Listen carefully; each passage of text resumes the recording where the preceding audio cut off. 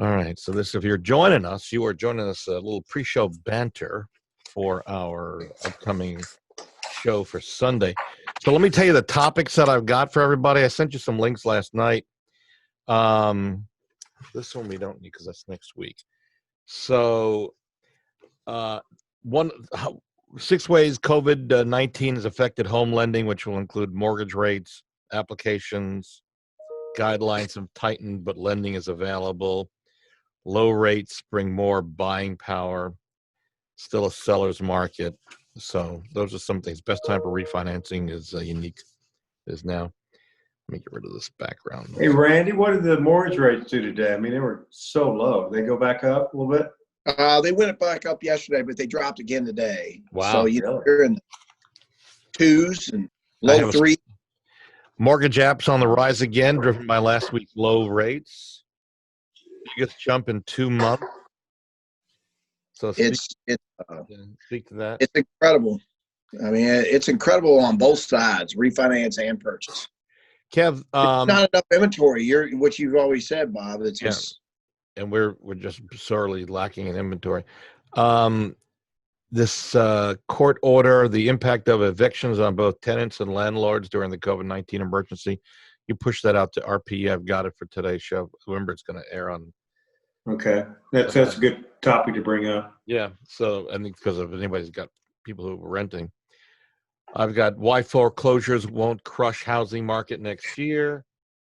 The thing we talked last week about, which we'll touch on, which we promoted, was the reverse contingency, Kev. I don't know if you were in on this. Randy heard it. So basically, it's the buyer goes to, let's say, Chuck Crosby's house and wants to buy Chuck Crosby's house. And then the Chuck says, okay, I'll take your offer, but I want a contingency in it that I'm going to be able to look for 10, 15, or 20 days for me to find something before it becomes a valid contract. It's great. Yeah, you're starting to see that out there a lot? We did. And we started talking about it. I wanted to get your opinion on it, but that's basically the nuts and bolts of it. That's the fear of where do I go? Where do I go? Right. This takes the problem out of. I mean, that takes it away. It's being used in some parts of the country. We had it used with a buyer of one of our listings, and it worked really well. So, or at least for the buyer. So what's the usual time frame for that? Well, that's undetermined. Yeah, so that's undetermined because it could be, 10, 15, 20. The longer the term, I believe, the less appealing it's going to be to the buyer of your home. So, but you know what we're doing? A ton of 1031 exchanges. Yeah. Well, I mean, it's because the aging of America. Everybody wants to get out. They don't want to pay taxes.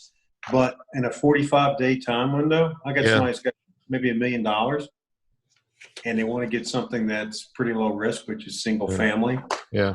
I doubt if you could get enough under contract in a 45-day period. If you had about, say, 4 or 5. Yeah, you're talking about, you're seeing a lot of those. I mean, there's that many people who are looking for better in the $1 million case. Well, let's talk about that. Yeah, that's the other side of it, is that people are just desperate for parking their money somewhere safe. Especially when commercial's kind of submarining right now. All right, let's rock and roll with this. Everybody ready? Ready, Freddie? Yes, sir. Okay, here we go. In 3, 2, and 1.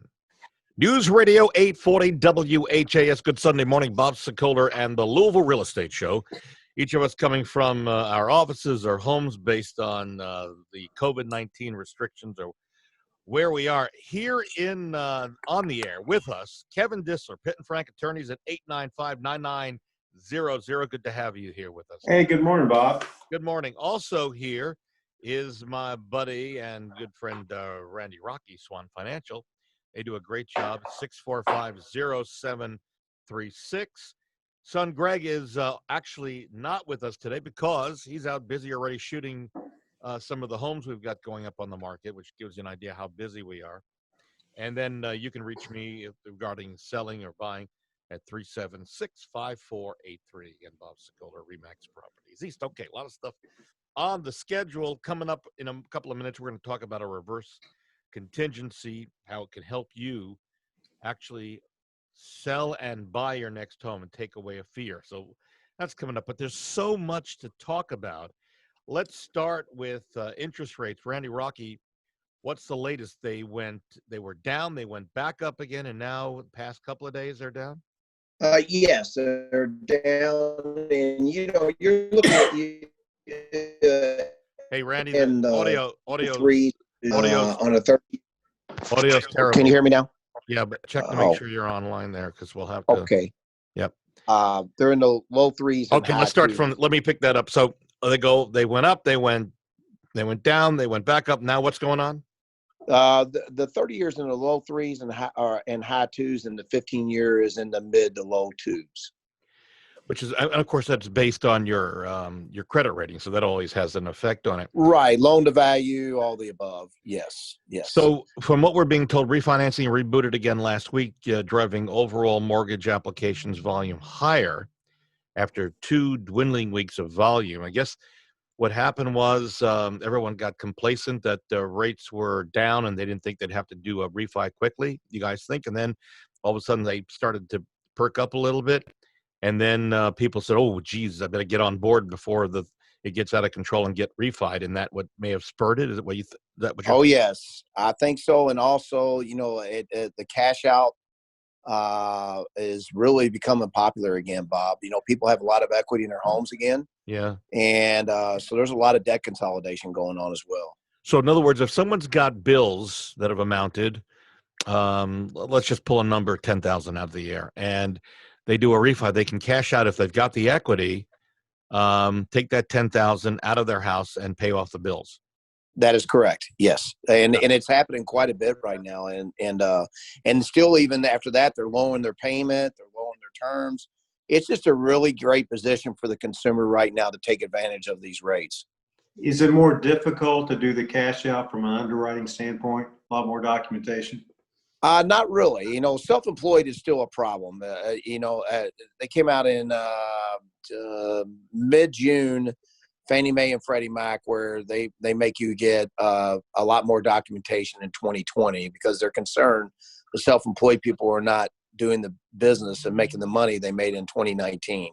But outside of that, it's not changed a whole lot, Kevin. And the bottleneck is starting to break apart. And what happened is in March, pretty much the whole country shut down for about 3 weeks. And it really, and this, Bob, there were about 90% of your closings that weren't happening on time. Well, we're getting back in line now where we're closing loans on time. Thank God. I'm glad we're back over. We're on the other side of that. Yeah, and I can tell you that we're still seeing some delays, not with Swan. Swan seems to be on target, but some of the other lenders out there, they're seeing delays still because of COVID, but they're starting to clear. Well, and I'll tell you why, because they just don't have the versatility we can have with all the different underwriters we have. And yes, you are correct. My competitors, for the most part, are still really way behind. One of the things that you mentioned about cashing out actually brings up a real concern. Kevin and I dealt with this in 2008, 9, 10, 11, and 12 foreclosures or short sales because there wasn't enough home equity, which, as Randy just mentioned a couple of moments ago, is it's now the pendulum has swung the other way where a lot of people have equity. But the forecast is for foreclosures not crushing the housing market next year. Now, that's great news for people who own homes because if we had a lot of foreclosures, it would reduce the price of your home, the worth of it. That's bad news for investors and people who are looking for foreclosures right now, finding a foreclosure or as-is property or somebody in a short sale is very difficult for an investor. They want to buy them, flip them, and either rent them or they want to turn and make a profit on them. The strength of the current housing market, though, growing every day and more Americans returning to work, a faster than expected recovery in the housing sector is already well underway. And regardless, many are still asking the question, are we going to see a wave of foreclosures as a result of the current crisis? And thankfully, the research that's being done shows that the number of foreclosures is expected to be much lower than what it was in this country back during the last, well, we'll call it a recession, but when I was just talking about it with Kevin, 2008, 9, 10, 11, and 12, Black Knight Incorporated, and it's a company that does some research, did some research on the number of those active forbearance deals. Now, Randy, you want to review, or Kevin, you want to review what forbearance is, the technical term for what that is, just in case anyone's late to the party on what forbearance is? We want to go ahead? Well, what is you're not forgiving it. Forbearance is, say that if you forbearance of 3 months of your mortgage payments, usually most lenders will just put it at the back end. Say if it's a 30-year, 360-month mortgage, you skip 3 months payment, but they're added to the back end. So it's not a forgiveness of the amount owed. It's just forestalling the payments or breaking them up for next year. Different lenders do it different way. We did not have an explanation from the government on how that's going to stand in the eyes of the IRS, any penalties that are going to be paid. But this Black Knight Incorporated noted that originally 4,208,000 families were granted forbearance, and only 2,588,000 of these homeowners actually got the extension.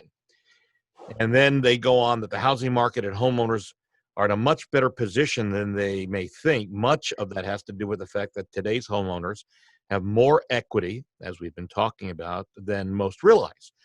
According to John Burns Consulting, a consulting agency, now this is really good information, over 42% of homes are owned free and clear, which is, you think about that, how many people, your neighbors, they don't have a mortgage on their home, and meaning that they're not tied to a mortgage means that there's no way they're going to go into a forbearance, foreclosure, short sale position. And of the remaining 58%, the average homeowner has nearly, get a load of this, $177,000 in equity. And that number is keeping many homeowners afloat today and giving them options to avoid foreclosure, which goes back to what Randy was just talking about a few minutes ago, that if you refi cash out with the proper documentation, you still have plenty of equity in your home, and you can use some of that money to help pay mounting bills. This is great news. Yes, it is. And it's really becoming very popular again. And it should be. I mean, when you can get a fixed rate, in the 2s or 3s, it's just a fantastic option. Let me throw something at you, and then Kevin, I want to talk about how closings are going for you guys and all the other closing attorneys around town. Randy, let's just say you've got, and this is not unusual because I actually have this going on right now. My mortgage is, let's say, at a 4.25%. Let's just pull a number of 300,000 is what I owe, and whatever I'm paying. There goes my phone already. Okay, then yeah, what are you gonna do? Another deal. Phones ring all the time. Then what ends up happening is I refi, and I think I'm working with, and I've talked about this before. I'm working with Swan, and my rate is 2.65. Is that what I was able to lock in at, Randy? I think it is. Yeah, your APR, which I have to disclose, is like 2.78. Okay, in that area. so that's still a considerable drop. So I'm going to be saving approximately $250, $300 a month in my mortgage payment. Yes, and over the life of your loan, I have a lot of instances where people are taking cash out, and they're still saving all the life of their loan between $30,000 and $150,000, or if they're just doing a rate and term refinance, not taking cash out, it's the same numbers, and as much as $200,000. It's just incredible numbers right now. There are $11 trillion worth of loans in the United States, and right now $6 trillion could be refinanced with major savings, and $8 trillion would be some savings. And there's 1.5 trillion loans worth of loan volume a year. So you can see that unbelievable. Yeah. It is an amazing amount of volume that's. But my point is, even if I cashed out 10,000 of the equity, my payment would still be lower than I'm paying right now. Is what I'm getting. That is correct. So, and I think people need to reevaluate that. I was having dinner with some friends a couple of nights ago, and the guy is he's got 11 years left, and he's his interest rate, I believe, was 5.25 or 4.25. So I was trying to tell him, look, refi now and then double your payments if you want, but he didn't. So here's the psychological thing. Kevin, jump in here. Here's the psychological problem that he had. He's got 11 years left on the mortgage payment, and he's going to double up and cut that down. And he doesn't want to see that number go back up to a 15-year or 30-year fixed. And he couldn't get past the fact that you don't, even though it's a 15-year mortgage, you don't have to go 15 years. You can continue your payments, but more money is going towards principal when you do a refi, drop it in, and double or triple payment every month. Am I right? Well, I can, great point. And I could get him exactly how much he owes on it. 11 years and 3 months if he wants. Yeah. Or we could get him in a 10-year fixed and save him a lot of money. Yeah. I didn't even know there was a 10-year fixed. Yes. Oh, I can get him in an 8-year fixed. So I can get him in a 7-year fixed. So you need to know that was the conversation last night. So I will make a call to the folks this day and say, okay, I didn't know. See, there's a lot of us who don't know this, Randy, that there's a 10-year fixed or a 7-year fixed. I can get a 7-year, a 6. I can go. It goes down to 7 years, and wow. I can do all the way from 7 to 30, and anything in between. What's the pricing like? Do the rates drop dramatically as you go to a shorter term? Yes, when you go from a 30 to a 15, that's when you get in the twos. We were talking about, Kevin.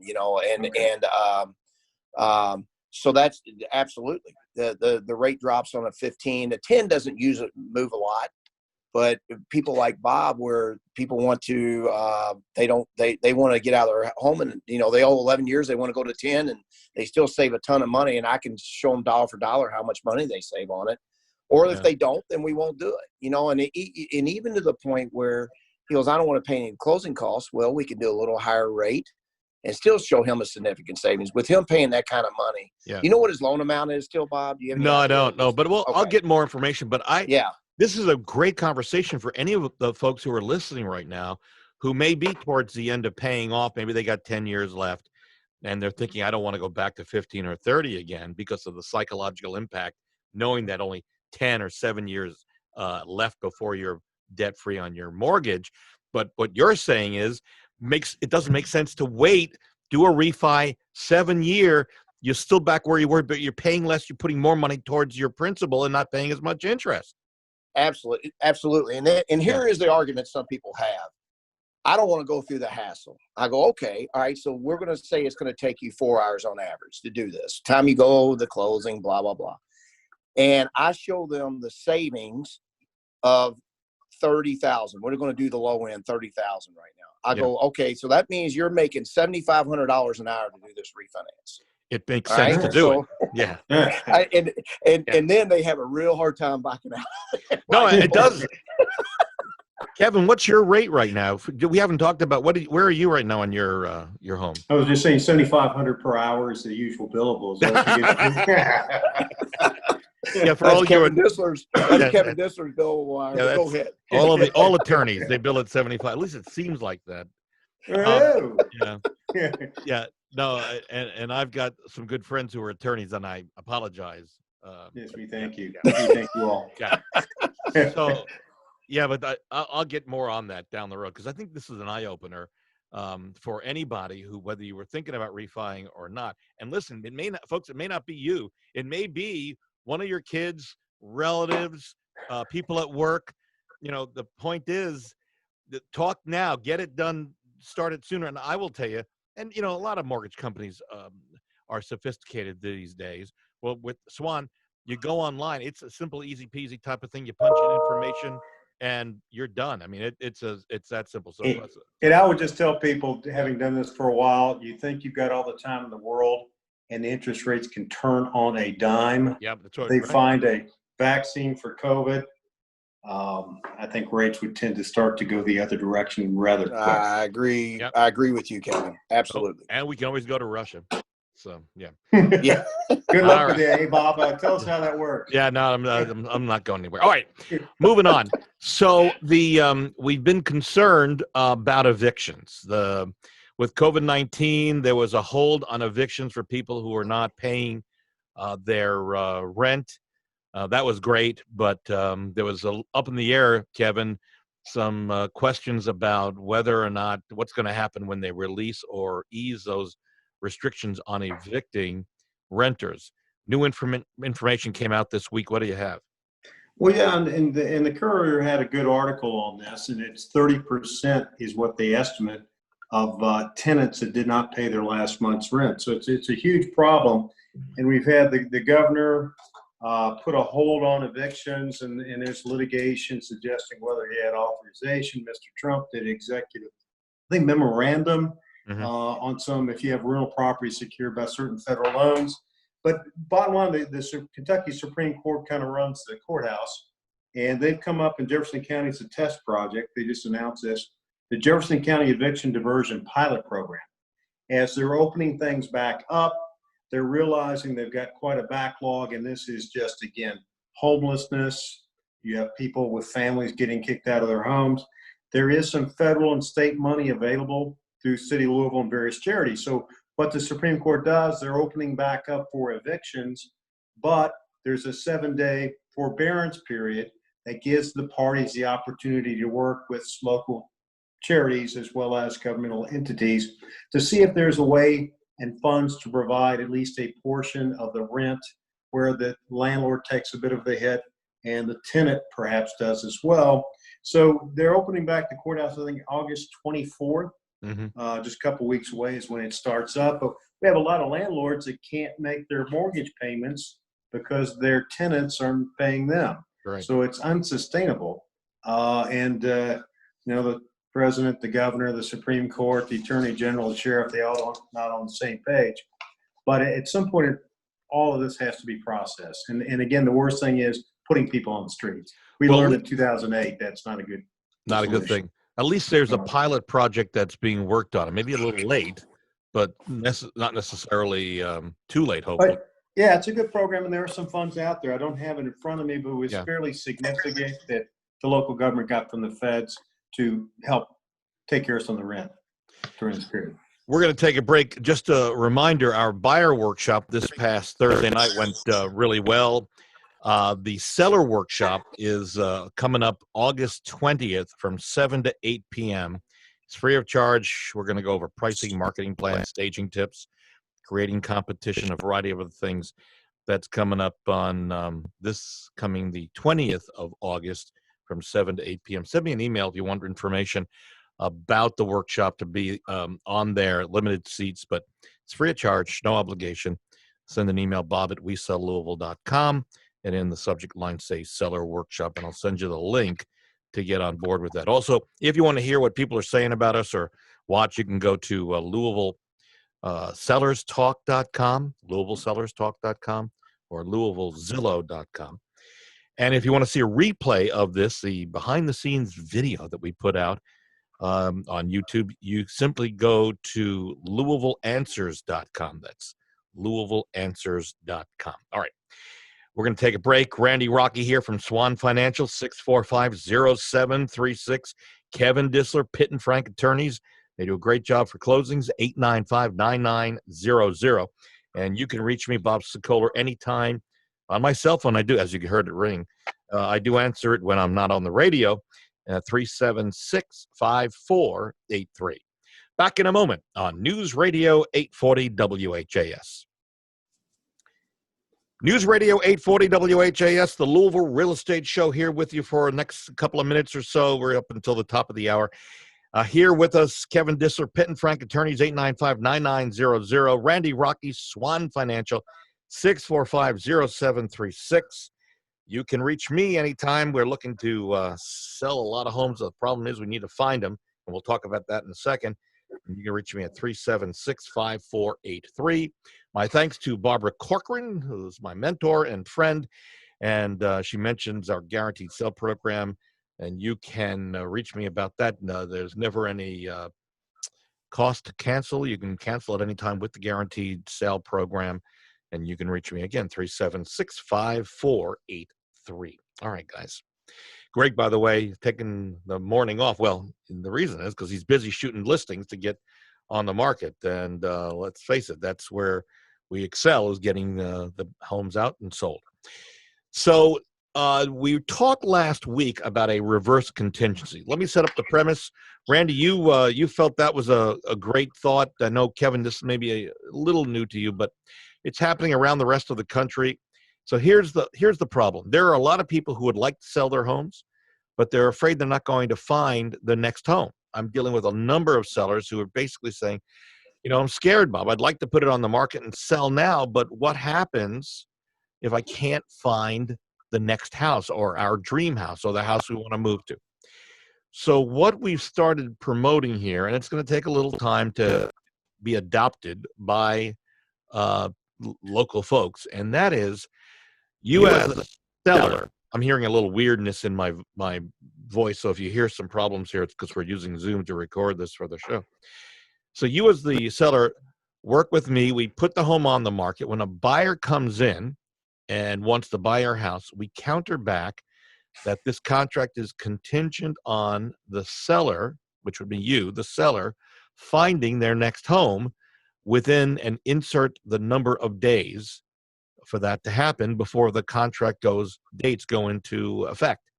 So Kevin, in this case, let's say Randy wants to buy my house, and we counter back and say, Randy, we'll take that offer, but we're going to put a contingency in that I'm going to have to find my next house, and I'm going to need at least 10 days. You can go 15. The longer you put the number in there, the higher the number, 20, 25, the less advantageous it's going to be for Randy to wait for me to find my house. So there's a diminishing return here. Thoughts on this, Kev?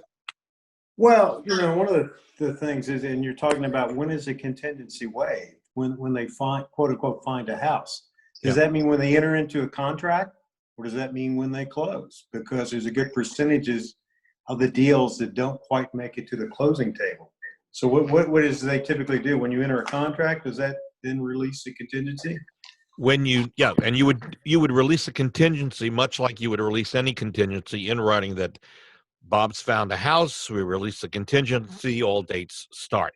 It's just an added level of protection for the me as the seller to be able to find a new house.